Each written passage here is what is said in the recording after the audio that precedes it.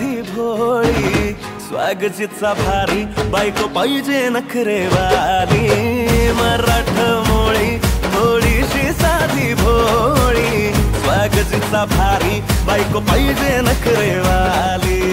तिचं वागणं वगैरे बोलणं सगळं काही जवळची नाही ना?